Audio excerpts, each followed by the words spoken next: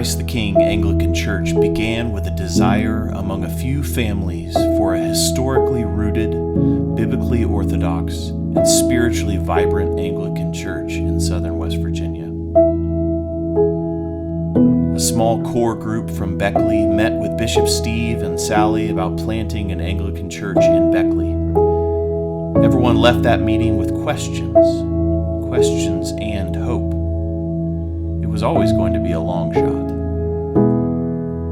Days later, by God's grace and with unstoppable conviction, Derek Roberts emailed Bishop Steve about planting a church in Charleston, West Virginia. God kindled a fire for church planting in West Virginia all the way from Colorado to Hope Mills, North Carolina, among laity and clergy from 3 churches led by Father Elijah Lovejoy's Circuit Rider Passion. Mission Hope Beckley was born in southern West Virginia.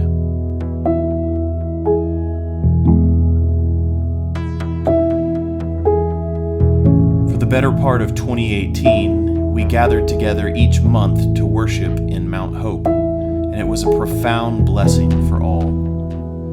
7 different priests in our diocese, many more deacons, and many more from these 3 churches served us.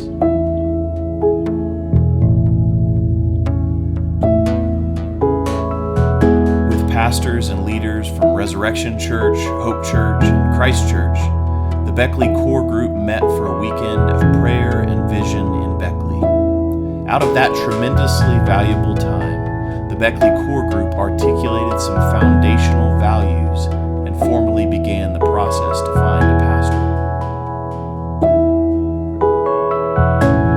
In November, our core group met with Bishop Steve, Father Chris Bora, and his wife Jody in Beckley, and with much prayer and great joy, they accepted the call to come and to plant a new church in Beckley.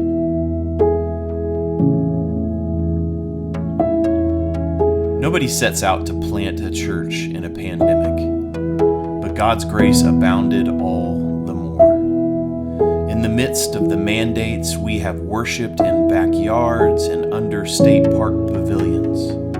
We were forced outside by the merciful hand of God.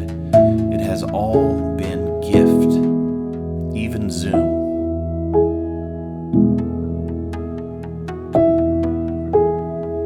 A small ember of hope was kindled here. A surprising mission flourished here. And now, Christ the King Anglican Church is making a home here. God's jovial, loving kindness multiplies. He has redeemed us. He has given us a beautiful church building. He has given us Himself. Every week we come in to worship the King around His table, and then we go out, changing diapers, writing books, grinding stumps, and announcing Jesus to all for the life of the world.